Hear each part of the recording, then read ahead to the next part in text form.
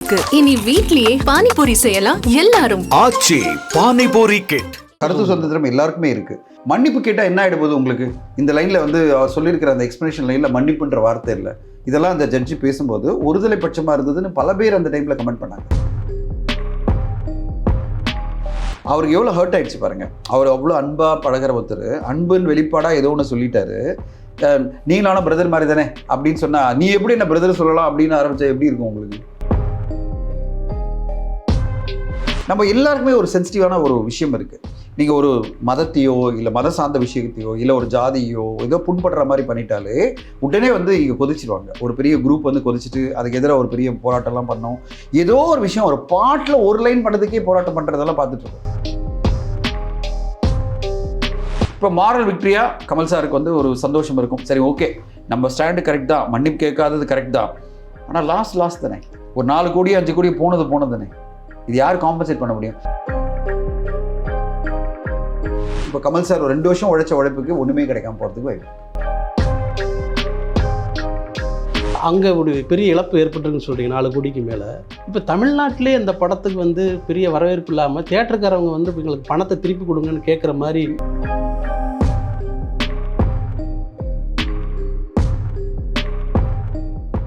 பாவ் தமிழா நேயர்களுக்கு வணக்கம். தக்லை திரைப்படத்திற்கு உச்சநீதிமன்றம் கொடுத்திருக்க இந்த தீர்ப்பின் மூலமாக ஒரு பெரிய சப்போர்ட்டிவாக ஒரு சூழல் உருவாகியிருக்கு. கர்நாடகா மாநிலத்தில் இந்த படத்தை வெளியிட்டால் என்ன என்கிற ஒரு கேள்வியை எழுப்பியிருக்கிறது. இது தொடர்பாக தயாரிப்பாளர் திரு தனஞ்சயன் அவர்கள்ட்ட பேசலாம். வணக்கம் சார். வணக்கம் சார். சொல்லுங்கள் சார். இப்போ இந்த தீர்ப்பு வந்திருக்கு, பெரிய ஒரு உற்சாகமாக இருக்குது. கமல் அவர்கள் வந்து எம்பி பதவி ஏற்றிருக்க இந்த நேரத்தில் ஒரு தீர்ப்பு அதுவாக கோர்ட்டு கொடுத்திருந்தாலும் இந்த இது அவருக்கு ஒரு உற்சாகத்தை கொடுத்துருக்கும்னு நினைக்கிறோம். ஒரு மாரல் பூஸ்டராக இருக்கும். இதனால் ஃபைனான்ஷியலி எந்த பெனிஃபிட்டுமே இல்லை. இப்போ நீங்கள் ஃபைனான்ஷியலி பெனிஃபிட்டாக பார்த்தீங்கன்னா என்னென்னா, கர்நாடகாவில் வந்து ஆல்ரெடி இப்போ 10 நாள் கடந்துருச்சு. ஒரு படம் வெளியாகி 10-11 நாள் கழிச்சு நீங்கள் வந்து ரிலீஸ் பண்ணுங்கன்னா இப்போ நீங்கள் உட்காந்திங்கன்னா 2 வாரம் கழிச்சு தான் அந்த படத்தை கொண்டு போகணும் திரையரங்குக்கு.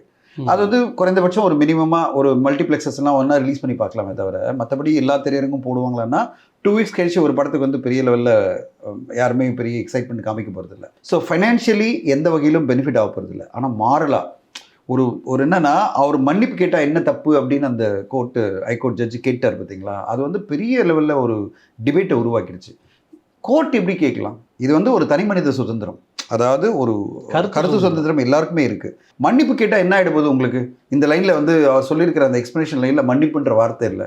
இதெல்லாம் அந்த ஜட்ஜி பேசும்போது ஒருதலை பட்சமாக இருந்ததுன்னு பல பேர் அந்த டைமில் கமெண்ட் பண்ணாங்க.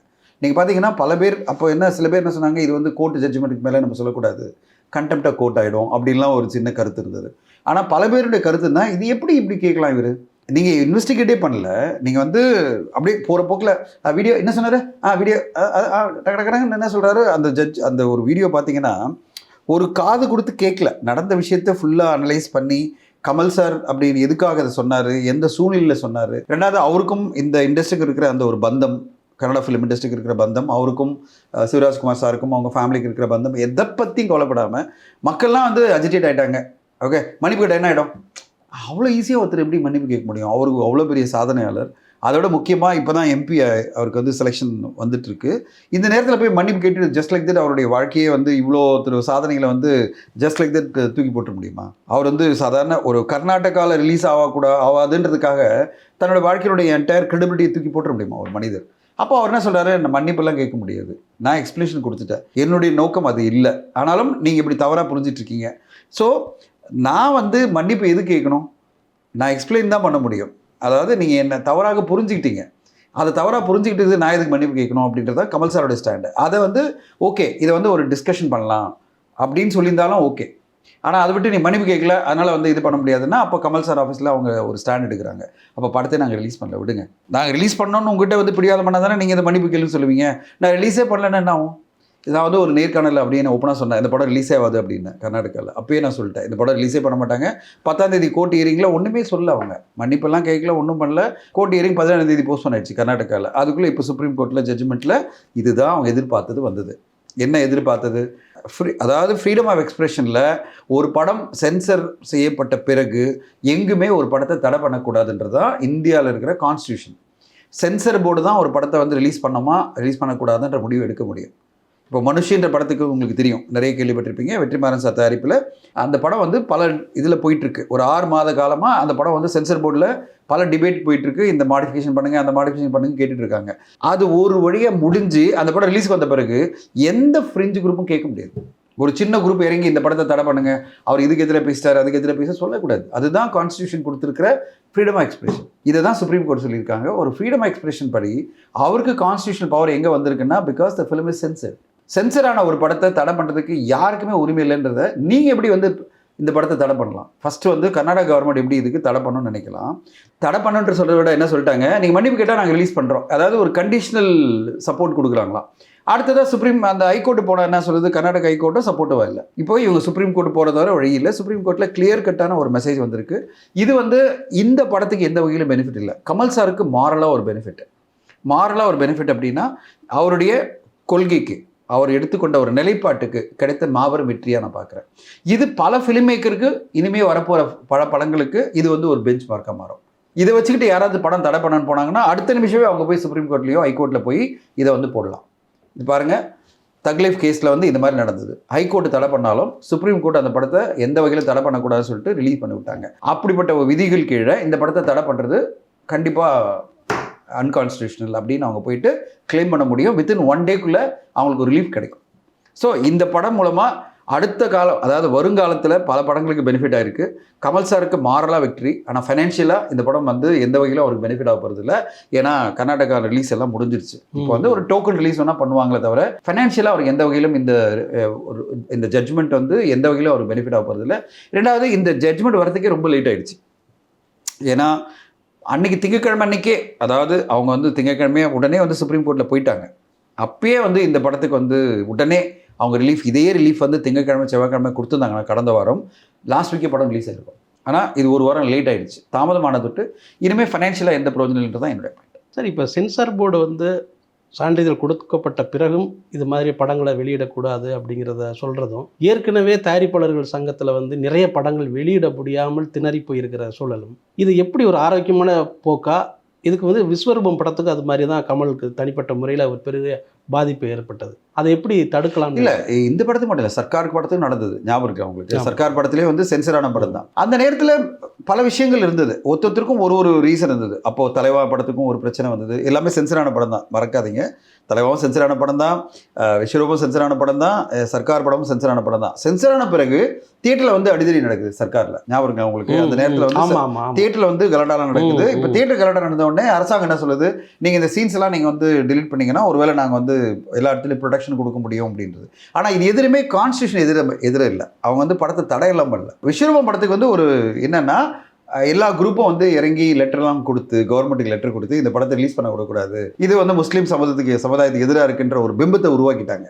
அதனால வந்து தமிழக அரசு என்ன சொன்னாங்க, இந்த படத்தை எப்படி நாங்கள் ரிலீஸ் பண்ணுறதுன்னு வரும்போது தான் கமல் சாருக்கு மிகப்பெரிய நெருக்கடி வந்தது. ஆனால் அது அப்புறம் ஸ்மூத்தாக சால்வ் ஆச்சு வச்சுங்க. ஆனால் அது ரிலீஸ்க்கு முன்னாடியே நடந்தது. ஆனால் சர்க்கார் படம்லாம் நீங்கள் பார்த்தீங்கன்னா ரிலீஸ் ஆன பிறகு நடந்தது. ரிலீஸ் ஆன அன்னையில தேதி ஆரம்பிச்சது பிரச்சனை. அன்றைக்கி தியேட்டர்லாம் பிரச்சனை ஆரம்பிச்சு மறுநாள் காலில் தியேட்டர்லாம் வந்து பிரச்சனை பண்ண ஆரம்பிச்சிட்டாங்க. இது எப்படி நீங்கள் காமிக்கலாம், இந்த சீன் எப்படி காமிக்கலாம்னு சொல்லிட்டு. இது வந்து காலங்காலமாக பல இடங்களில் இருக்குது. ஆனால் இதெல்லாம் வந்து சின்ன சின்ன எலிமெண்ட் தான். ஒரு படத்தை ஒட்டுமொத்தமாக தடை பண்ணல. விஸ்வரூபன்ற படம் ரிலீஸ்க்கு முன்னாடியே தடை பண்ணாங்க.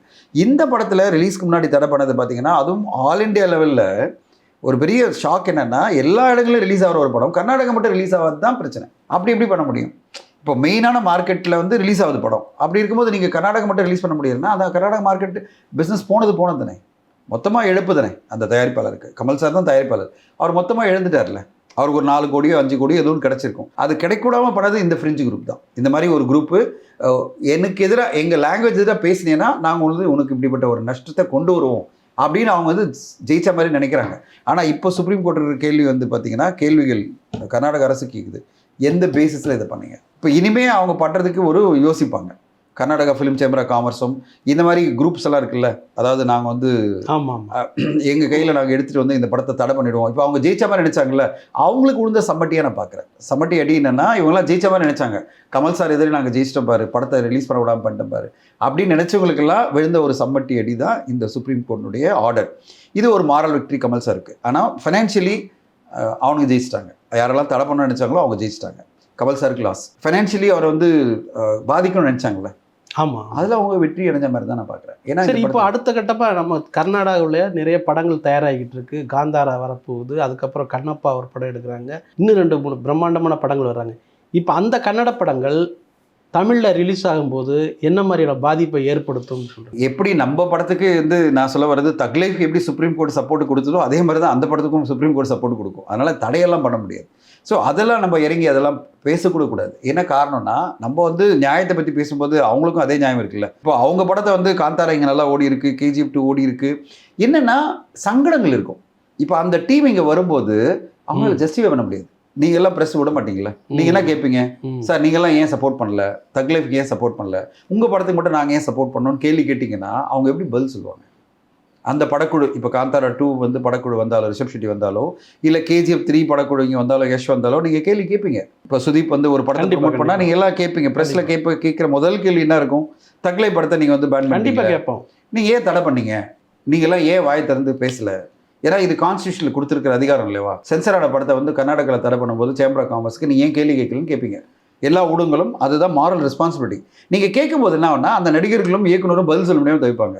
ஏன்னா அவங்க சொல்லுவாங்க அது கோர்ட்டு அப்புறம் அப்படின்னு ஜஸ்டிஃபை பண்ணவங்கள தவிர அவங்களால அது வந்து சாலிடாக சொல்ல முடியாது. ஏன்னா நீங்கள் ஏன் சப்போர்ட் பண்ணலன்னு கேட்டிங்கன்னா பிரச்சனை ஆகிடும்.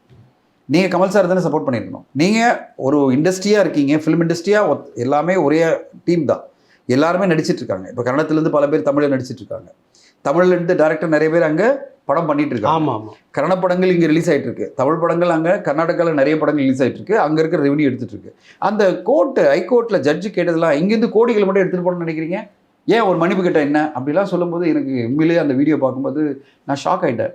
இவருக்கு என்னாச்சு, ஏன் இப்படி வந்து ஒரு கொதிச்சு போயிட்டு இவ்வளோ ஒரு எதிர்ப்பு குரலை அவரையே சொல்கிறார்? அவர் ஏன் சொல்லணும்? அவர் ஜட்ஜு தானே, அவர் எதுக்கு இந்த ஒரு நிலைப்பாடை எடுத்தாருன்றது எனக்கு தெரியவே இல்லை. ஆனால் இன்றைக்கி அது சுப்ரீம் கோர்ட் ஐடென்டிஃபை பண்ணி அதை கிளியராக சொல்லியிருக்காங்க. ஹைகோர்ட் ஜட்ஜு இந்த மாதிரி நிலைப்பாடை எடுக்கிறதுக்கு எந்த அதிகாரமும் கிடையாது. நீங்கள் எப்படி மன்னிப்பு கேட்கலாம் கமல் சார்கிட்ட? அவங்க தான் கேட்டிருக்காங்க. கமல் சார்கிட்ட நீங்கள் எப்படி மன்னிப்பு கேட்க முடியும்? அது கேட்க வேண்டியது ஜட்ஜினுடைய ரோல் கிடையாது. ஜட்ஜு வந்து ஓகே கமல் சார் சொன்னது தப்புன்னா கர்நாடகாவில் இல்லை பெங்களூர்லேருந்து 100 பேர் சொல்லுங்கள் கமல் சார் சொன்னது தப்புன்னு, நீ உங்கள் ஸ்டேட்மெண்ட்டை கொடுங்க.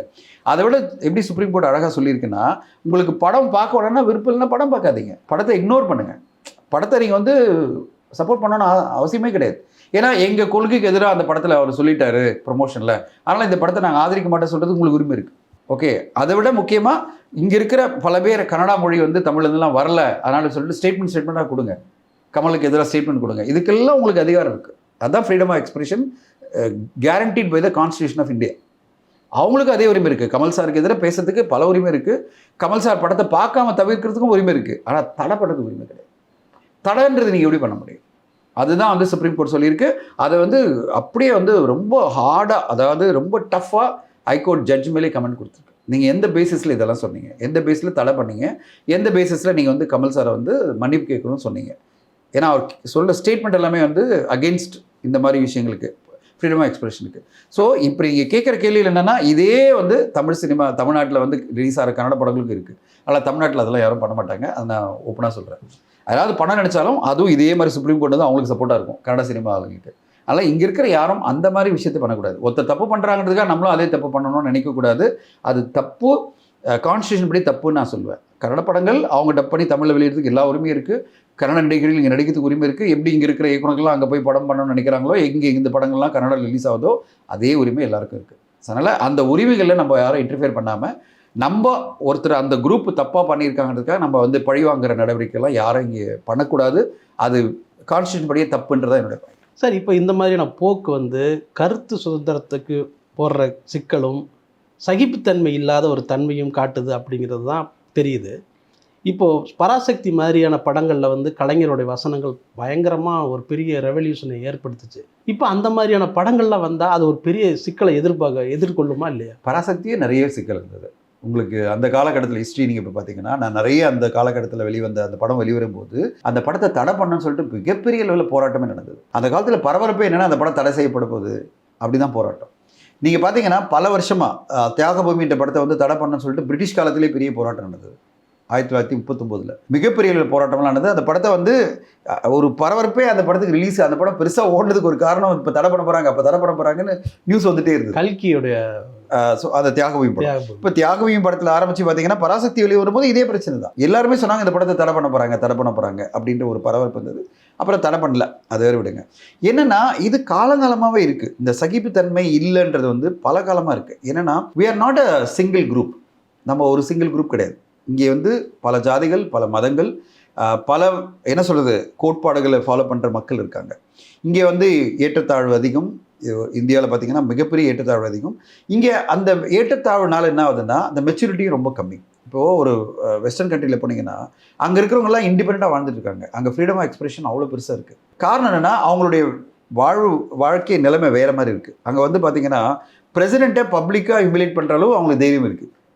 பிரசிடென்ட் ஆஃப் த கண்ட்ரி வந்து நீங்கள் பப்ளிக்காக போஸ்ட்டில் போடலாம், ட்விட்டரில் போடலாம், இது பண்ணலாம், அது பண்ணலாம். எதுவுமே உங்களுக்கு வந்து உடனே ஒரு ரூல் போட்டு இது மாதிரி டிஃபேம் பண்ணிட்டாரு, இவர் வந்து அரெஸ்ட் பண்ணுங்க அப்படிலாம் ஒன்றுமே வராது. அங்கே யூஎஸில் அந்த மாதிரி லாலாம் கிடையாது. ஓகேங்களா? அங்கே என்ன சொல்லுதுன்னா தனி மனித சுதந்திரம் மொத்தமாக பாதுகாக்கப்படுகிறது.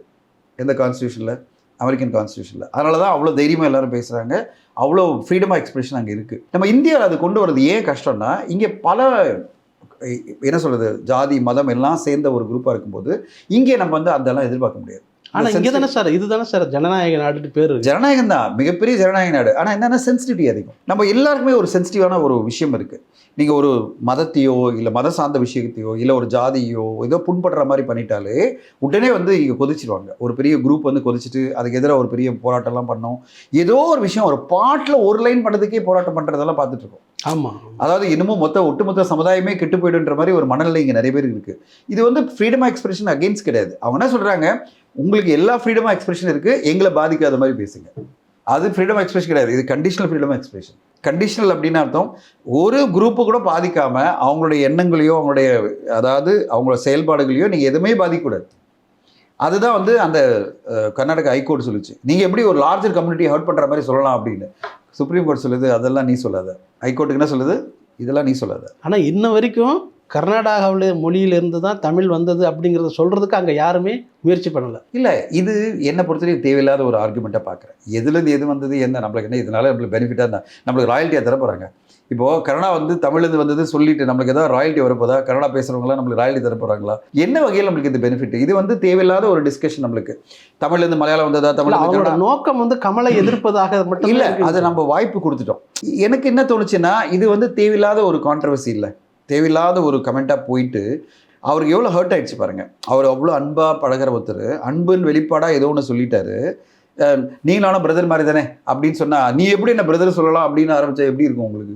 நாங்கள் எப்படிப்பட்ட ஒரு சமுதாயம் தெரியுமா, நீ எப்படிப்பட்ட ஒரு சமுதாயம்னா நம்மளுக்கு ஒரு பயம் வரல. என்னடா அது நம்மளாம் பிரதர் மாதிரி சொன்னது எவ்வளோ தப்பாக போயிடுச்சு பாரு அப்படின்னு. அந்த மாதிரி தானே கண்டிப்பாக. இப்போ நம்ம பேசும்போது நம்மளாம் பிரதர்ஸ் அப்படின்னு நம்ம சொல்லிடுவோம்ல.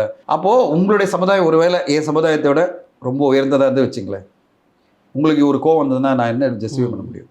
ஏன் இவன் என்ன ஜாதி, நான் என்ன சமூகம், இவன் வந்து என்ன அண்ணன் தம்பி மாதிரி பேசுகிறான், என் கீழே காலு கீழே அப்படின்னு நினச்சிங்கன்னா நான் என்ன பண்ண முடியும்? இப்படிப்பட்ட ஒரு நினைப்பு வந்ததுன்னா நான் எப்படி உங்களுக்கு சமாதானப்படுத்த முடியும்?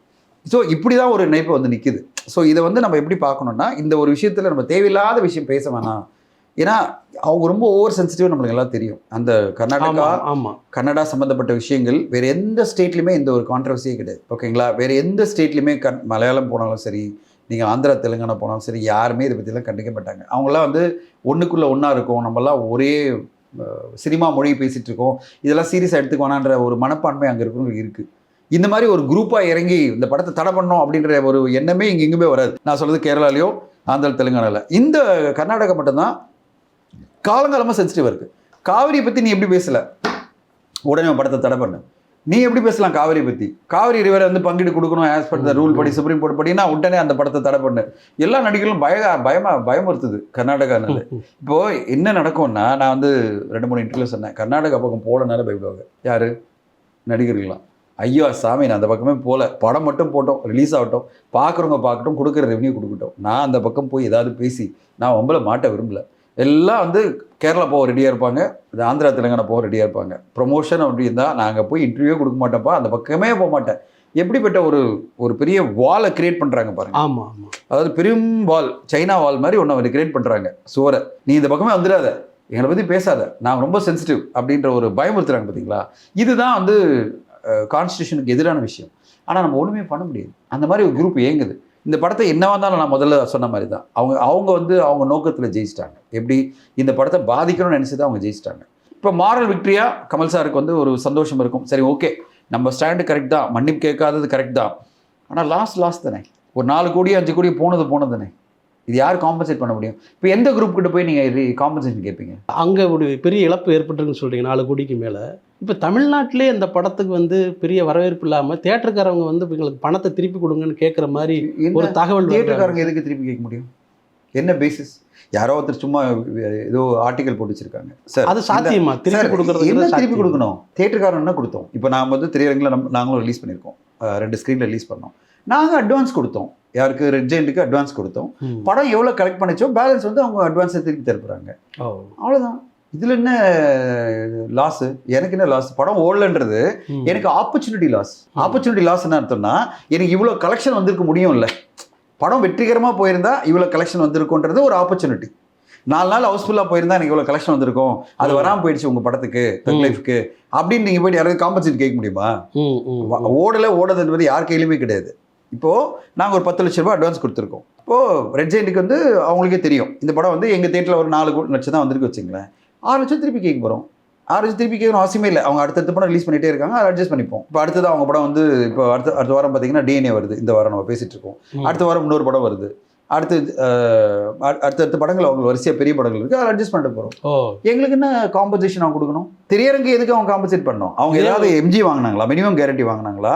இல்லை எந்த திரையரங்கிட்டையாவது பணத்தை வந்து இதுமே திருப்பி கொடுக்க முடியாத பணத்தை வாங்கினாங்களா? எல்லார்ட்டையும் வாங்கினது அட்வான்ஸ். அதனால் யார் அந்த ஆர்டிக்கல் எதுனா படித்தேன் நான், கொஞ்சமாவது சினிமா ட்ரேட் தெரிஞ்சு எழுதுங்க தலைவா. சும்மா வாய்க்கு வந்ததை எழுதிட்டு இருக்கீங்க. காம்பன்சேஷன் கேட்டுட்டு இருக்காங்க திரையரங்கு மேலே. திரையரங்கு மேலே யாரும் கேட்கல. திரையரங்கு மேலே சொன்னது எங்களுக்கு கிடைக்க வேண்டிய வருமானம் வரல. அது நியாயம் தானே. எங்களுக்கு இவ்வளோ பெரிய க்ரௌடு வந்திருந்தா எங்களுக்கு ஒரு பெரிய வருமானம் கிடச்சிருக்கும். இப்போ ஜூன் மட்டுமே பார்த்தீங்கன்னா எல்லாருமே நம்பிட்டு இருக்கிறது, இப்போ மே மாதம் வந்து ஓரளவு ரெட்ரோ, அது பிறகு வந்து டூரிஸ்ட் ஃபேமிலி பிரமாதமாக பண்ணிச்சு, மாமன் கொஞ்சம் பண்ணிச்சு. ஆனால் பெரிய லெவலில் எதிர்பார்த்த மாதிரி கலெக்ஷன் வரல. எல்லாமே மீடியம் கலெக்ஷன் தான். அது வந்து தமிழ் சினிமா காப்பாற்றுது. தமிழ் சினிமா வந்து ஒவ்வொரு மாதமும் மினிமம் 250 கோடி ரூபாய் பாக்ஸ் ஆஃபீஸ் வசூல் வரணும். தமிழ்நாட்டில் மட்டும் நான் சொல்கிறேன். 250 கோடி வந்தால் தான் நீங்கள் அது சினிமா இண்டஸ்ட்ரி நல்லாயிருக்கும். அப்படின்னு அர்த்தம் ஒரு வாரத்துக்கு நம்ம வந்து ஒரு அட்லீஸ்ட் நம்ம 50 கோடியாவது வரணும். 50-60 கோடி வந்தால் தான் இண்டஸ்ட்ரி நல்லாயிருக்கும். இப்போ நீங்கள் பார்த்தீங்கன்னா இந்த என்டையர் பீரியடில் மொத்தமாகவே 3 வாரம், இப்போ நம்ம 20ஆம் தேதி வரும்போது 3 வாரம் ஆகுதுன்னா மொத்தமே 60 கோடி 70 கோடி வரல. அப்போ இண்டஸ்ட்ரி வந்து கஷ்டப்படுது இல்லை. இண்டஸ்ட்ரின்னா நான் சொல்ல வர்றது எல்லா திரையரங்களும் கஷ்டப்படுறாங்க. திரையரங்கு ரன் பண்ண முடியல, ஆடியன்ஸ் உள்ளே வரல. எல்லாரும் இப்போ நம்பிட்டு இருக்கிறது 20ஆம் தேதி வர குபேராவும் DNAவும் நல்லா போகும், நம்மளுக்கு நல்ல வசூல் வரும், அதை தான் நம்பிட்டு இருக்காங்க. அடுத்து 27ஆம் தேதி மார்கன் ஒரு படம் வருது. இதெல்லாம் கொஞ்சம் வசூலை கொண்டு வந்தால் நம்ம சமாளிக்கலாம் இந்த மாதத்தை. ஏன்னா இந்த மாதம் நம்மளுக்கு வந்து எலக்ட்ரிசிட்டி பில் கட்டணும், சம்பளம் கட்டணும், கரெக்டுங்களா, செலவுகள் இருக்குது. இதெல்லாம் கட்டினோன்னா படம் ஒன்றா தான் திரையரங்கு ரன் பண்ண முடியும். ஸோ திரையரங்களுடைய பிரச்சனை மிக பெருசு. அவங்களுக்கு வருமானம் வரலன்னு வச்சிங்களேன், கிராஸ் கலெக்ஷன் வரலன்னா அவங்களுக்கு ஷேர் வராது. ஷேர் வரலன்னா அவங்களால தியேட்டர் ரன் பண்ண முடியாது. ஏன்னா எத்தனை ஆடியன்ஸ் உள்ள வரலன்னா கேன்டீன் வியாபாரம் வராது, பார்க்கிங் வராது, ஆன்லைன் புக்கிங் வராது, எல்லாமே பிரச்சனையாயிடும். அப்போ அவங்களால எலக்ட்ரிசிட்டி பில்லும் எதுவுமே கட்ட முடியாது. ஸோ திரையரங்கு மேலே பொறுத்த தெரியும் அவங்க சொல்ல வேண்டிய கருத்து என்னென்னா, சொன்ன கருத்து எங்களுக்கு லாஸ் ஆகிடுச்சு, இந்த படத்தினால எங்களுக்கு வர வேண்டிய எதுவுமே கிடைக்கல, அப்போ திரையரங்கு ரன் பண்ணிட்டு இருக்கோம், எங்களுக்கு இவ்வளோ பெரிய லாஸ் இருக்குது, அவ்வளோதான். மற்றபடி வந்து யார்கிட்டையும் காம்பன்சேஷன்லாம் கிளைம் பண்ண முடியாது. ஆக்சுவலாக சார் இந்த தக் லைஃப் படம் வந்து எவ்வளவுக்குள்ள பட்ஜெட் எவ்வளவுக்குள்ள தயாராகிருக்கும்? பட்ஜெட் வந்து அவங்க சொல்லவே இல்லை. இது வந்து சார் ஒரு கூட்டு முயற்சியாக பண்ணியிருக்காங்க. மெட்ராஸ் டாக்கீஸும் ராஜ்கமல் ஃபிலிம் இன்டர்நேஷனலும் ரெட் ஜெயண்ட் வந்து அதில் இன்வெஸ்ட் பண்ணியிருக்காங்க. அவங்க வந்து தயாரிப்பாளராக கிடையாது, அவங்க ஒரு இன்வெஸ்டராக வந்திருக்காங்க. இப்போ இந்த 2 பேரும் மத்தியில் ஒரு ஃபர்ஸ்ட் காப்பி அக்ரிமெண்ட் அப்படின்னு சொல்கிறாங்க. 150-200 கோடின்னு சொல்கிறாங்க. எக்ஸாக்ட் நம்பர்ஸ் யாருக்குமே தெரியாது. 150 கோடியாக இருக்கலாம், இல்லை 200 கோடியாக இருக்கலாம். கமல் சார் சம்பளம் இல்லாமல். ஏன்னா ராஜ்கமல் ஃபிலிம் இன்டர்நேஷனல் தான் ப்ரொடியூசர்னா அவருடைய சம்பளத்தை போட முடியாது. ஆனால் ராஜ்கமல் ஃபிலிம் இன்டர்நேஷனல் ஃபர்ஸ்ட் காப்பிக்கு வந்து மணி சாருக்கு ஒரு அமௌண்ட் கொடுத்துருக்கேன்னு சொல்கிறாங்க. இப்போது அந்த ஃபர்ஸ்ட் காப்பிக்கு மணி சார் கொடுத்த அமௌண்ட்டு வரத்துக்கான வாய்ப்பு இருக்குது திருப்பி. ஆனால் கமல் சார் சம்பளம் வராது. கமல் சாருக்கு வந்து வர வேண்டிய சம்பளம் இருக்குல்ல, அது வராமல் போயிடும் அப்படின்ட்டு தான் ட்ரேடில் போய் எஸ்டிமேட் பண்ணுறாங்க. ஸோ ஓவராலவே இப்போ எப்படி திரையரங்கு உரிமையாளர்லாம் வந்து வருத்தப்படுறாங்களே, நம்ம எதிர்பார்த்த மாதிரி நம்மளுக்கு வரல, அதனால் நம்ம வந்து தியேட்டர் ரன் பண்ண முடியல அப்படின்ற வருத்த மாதிரி இப்போ கமல் சார் ஒரு 2 வருஷம் உழைச்ச உழைப்புக்கு ஒன்றுமே கிடைக்காம போகிறதுக்கு வாய்ப்பு இருக்குது. ஆனால் மீதி பேருக்குலாம் சம்பளம் வந்துடுச்சு. இந்த படத்தை பொறுத்து பார்த்தீங்கன்னா நடிச்ச எல்லாருக்கும் சம்பளம் கொடுத்தாச்சு, இதில் உழைச்ச எல்லா டெக்னீஷியனும் பணம் கொடுத்தாச்சு, ப்ரொடக்ஷன் ஒர்க்கர்ஸ்க்கெல்லாம் சம்பளம் கொடுத்தாச்சு, போஸ்ட் ப்ரொடக்ஷன் யூனிட்டுக்கெல்லாம் சம்பளம் கொடுத்தாச்சு. இயக்குனராக மணிரத்னம் அவர்களுக்கும் அவருக்கான ஃபர்ஸ்ட் காப்பி பேசிஸில் அவருக்கான பணம் கிடச்சிருக்கும். ஆனால் இழந்தது யார் மொத்தமாக? Rajkamal film industry Kamal sir மட்டும்தான். அவருக்கு சம்பளமும் கிடைக்காம அவர் போட்ட தொகைக்கு கிடைக்க வேண்டிய மினிமமான ஒரு ரிட்டர்ன்ஸ் கூட கிடைக்காம தான் இந்த படத்தில் போயிருக்கோம். அது மட்டும் தான். ஆனால் அது எக்ஸாக்ட் என்ன டீட்டெயில்லாம் அவர் தான் சொல்ல முடியும், அவங்க கம்பெனி தான் சொல்ல முடியும். அவங்க அதை சொல்ல மாட்டாங்க, அவங்க ஜெனரலாகவே அதை பற்றி பேச மாட்டாங்க. ஸோ அதனால் நம்ம அதுக்குள்ளே ரொம்ப போவேன்னா கமல் சாருக்கு வர வேண்டிய சம்பளம் வராமல் போகிறதுக்கான வாய்ப்பு இருக்குது. மீதியெல்லாம் கவர் ஆகிருக்கலாம். சார் நீண்ட காலமாகவே ஒரு சின்ன ஒரு தகவல் இருந்துகிட்டே இருக்குது. அதாவது மணிரத்னம் அவர்கள் படத்தில் நடிக்கிறவங்களுக்கு வந்து எப்போவுமே அவர் நினைக்கிற சம்பளத்தை தான் கொடுப்பாரு அப்படிங்கிற மாதிரியான ஒரு பேச்சு இருக்குது. ஏன் அப்படின்னா சமீபத்தில் ராதாரவி அவர்கள்ட்ட நம்ம இன்டர்வியூ பேசிகிட்டு இருக்கும்போது அவர் ஒரு கதாபாத்திரத்தை நடிக்க வைக்கிறதுக்காக தளபதிக்காக கூப்பிட்ட போது மணிரத்னம் அவர்கள் தான் ஒரு சம்பளம் சொல்லியிருக்காரு. உடனே நம்ம வந்து நடிக்க வேண்டாம், நம்ம நண்பர்களாக இருந்துக்கலாம், உங்கள் பட்ஜெட் வராது அப்படின்னு சொல்லி நான் விலகிட்டேன். இது மணிரத்னம் அவர்கள் படத்தில் நடிக்கிறவங்களுக்கு பெருமையை மட்டும்தான் கொடுக்கும், அதனால சம்பளத்தை குறைச்சிக்கங்கன்னு சொல்கிற மாதிரி அவர் சொன்னார், என்கிட்ட சொன்னார். இது வந்து ஏவிஎம் படங்களில் நடிக்கிறவங்களுக்கும் முன்னாடி அப்படி தான் ஒரு பேச்சு இருந்தது. ஏவிஎம் படத்தில் ப்ரொடக்ஷன் நடிக்கிறதே பெருமை, அதனால் சம்பளம் இவ்வளோ தான் வாங்கிக்கங்கன்னு சொல்லுவாங்கன்னு ஒரு பேச்சு உண்டு. இப்போ மணிரத்னம் படத்துக்கு அந்த மாதிரி பேச்சு வந்துருக்கு. இது எப்படி நான் ஒரு சொல்லிடுறேன், இது மணி சார் படம் மட்டும் இல்லை, சில பேனரும் அப்படி தான்.